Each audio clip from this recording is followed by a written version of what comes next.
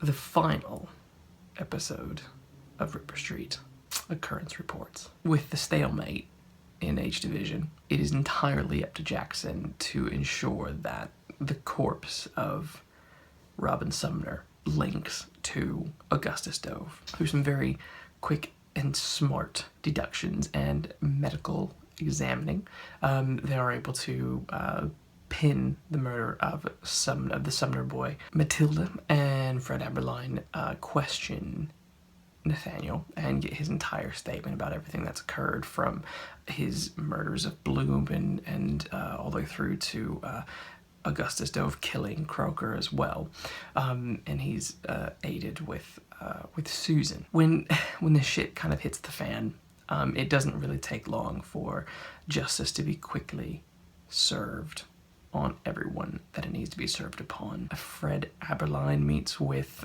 some officials who basically say, we have decided what the fates of everyone will be, and that will not be changed. And it happens all rather swiftly. Obviously Nathaniel will be hung for his crimes. Augustus Dove, to avoid a shameful outlook on the Scotland Yard, he's going to be quietly put into a prison far away. No one will know. His disappearance from the public eye will be chalked up to his illness, and then he'll just fade away, basically. Susan, long Susan, dear Susan, will also face the hangman's noose. And as for Homer Jackson or Matthew Judge, he will be deported. Kick the Americans out, right? And as for Edmund Reid, there is only one thing that he can do.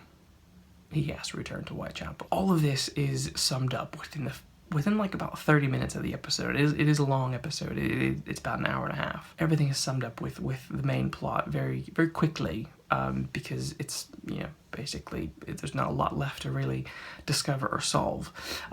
The remainder of the episode is kind of elongated conclusion for everyone. That's mixed in with scenes of the past as well, which is quite nice. As Edmund kind of reemerges back into his position as head of Whitechapel, he obviously says his goodbyes to Jackson, and Jackson takes Connor and they sail away, never to be seen again. He witnesses the hanging of Nathaniel and Susan as well, which the final scenes between Susan and Jackson were heart-wrenching.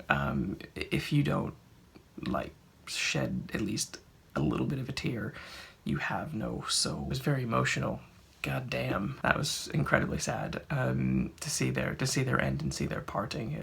It was something that I knew was going to happen. I mean, Susan couldn't get away with everything, and it feel plausible. Sometimes shows just keep going so far into the outrageous that, you just kind of roll with it, but that it's cheesy. I mean, they pushed it really far the last couple of seasons, but in the end, the hammer of justice came down. Once Jackson leaves, it's literally all about just Edmund getting back to his life, or what's left of it. Drummond and Matilda get married and they leave London, and there's this really awkward goodbye with them. She's pregnant at this point, and she's like, Drummond's like, come and visit, and Matilda's like, no, he won't.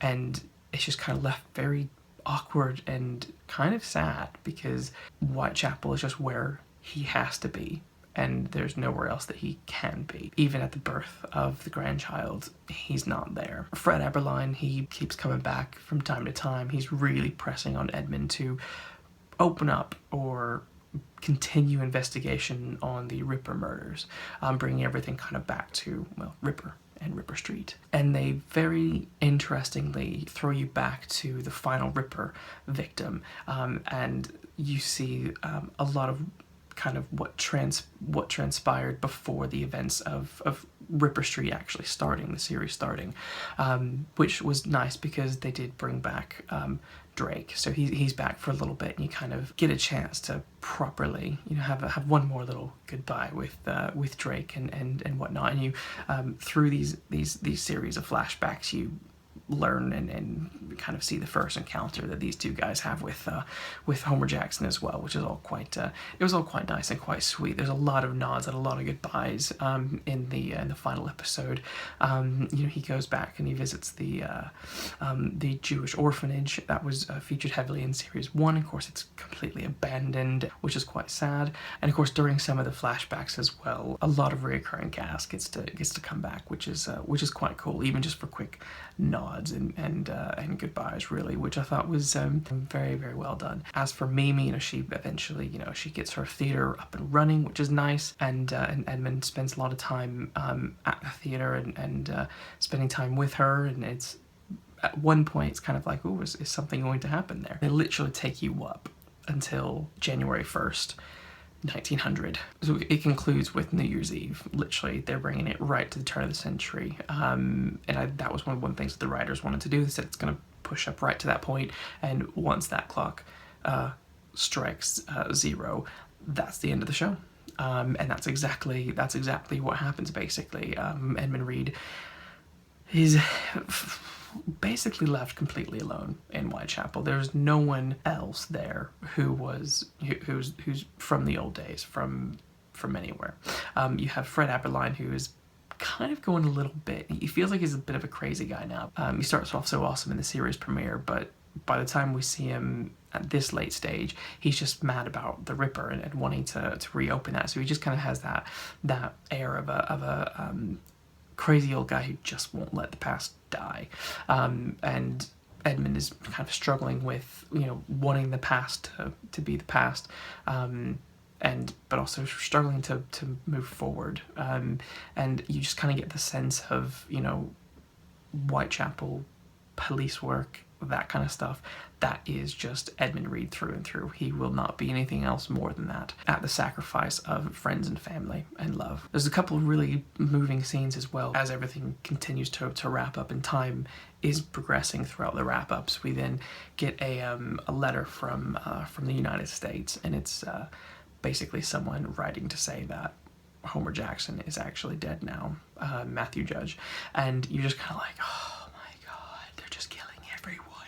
I thought that was really sad. I don't know if Jackson's death was fully needed, or if it was just, you know, they just wanted to close up everyone's story as much as possible. I mean, they really left Edmund just completely and utterly alone. I guess that's really what their point is in doing so, because even at the very, very end, Mimi's like, this is at the last performance at our theater before the new year. She's like, I'm not going to be here tonight.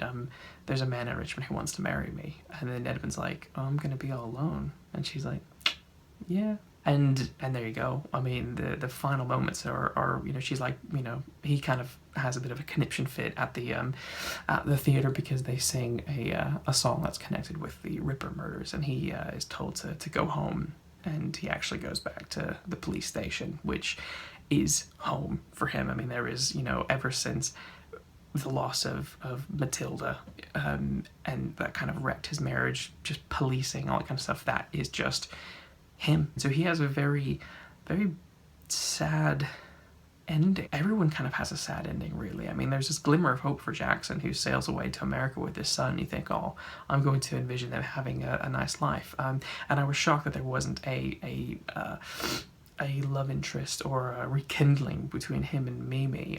It's actually probably more realistic anyway that they don't get back together. As much as I kind of, you know, fan excitement, want things to happen, probably made more sense that it didn't happen, especially since she would have to have left her theater, and that would have been like, oh, so you gave up everything for Jackson. That's a bit silly. I was kind of hoping that they would do a weird kind of twist and maybe him find a little bit of happiness with Edmund Reid and Mimi, just because they end up spending a lot of time together towards the end of the episode, and you kind of feel like they're having a nice little friendship and relationship, and you feel like that's brewing.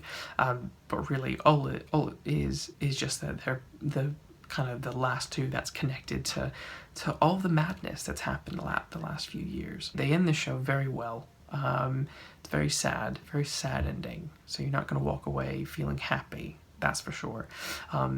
Ripper Street has always been one to be thrilling and exciting, but very dark and grim. And it ends in that fashion. It's sad to see such a great show come to an end, but they did exactly what they wanted them to do. They ended on a very high note. You can walk away now and you have 5 series of great entertainment, great drama, beautifully written series, wonderfully acted. Every single person who's been involved in this show is, you know, amazing. I think it will definitely have a good legacy. You know, in 15-20 years, if people go back and watch it, I think they're still going to love it. This should be a show that is never forgotten. Really, it does so well, and it's so contained and doesn't indulge in itself so much, whereas other popular shows that just keep going and going tend to do so. And I'm really glad that the creators behind the show had this in mind, had an ending where they wanted to at least bring the characters to a solid end. The only there's a few little kind of minor characters that didn't come back up. There was a councilwoman that Reid had his little fling with. I mean, she popped up a couple of times throughout the series after series 2, but I was really kind of disappointed that she wasn't anywhere to be seen in this final series. And of course, I was very disappointed that Louise Bailey, who played that doctor in series, I think it was series 3, I was very disappointed that she never came back either. That would have been kind of nice to have seen those two, but I get that, you know, at the same time, if we're talking real life, sometimes people just leave your life and you don't see them again. So I kind of get that as well. So I don't really have any negative criticisms on the show, bar saying that maybe killing Jackson was the one thing that was a bit too much. I don't think we needed to kill Jackson. I think it just would have been nice if he had a happy life in America. But I guess he did have a happy time with his son for a couple of months, or a year, or something like that, about a year. What do you think? What do you think of Ripper Street and the finale? Was it what you wanted? What would you potentially have liked to have seen that you didn't see? How do you feel the show will be remembered moving on from now? Yeah, comment below and let me know. And will you be rewatching it anytime soon? Because I feel like I might start from series 1 and go all the way to the end again, because I'm gonna miss these guys so much.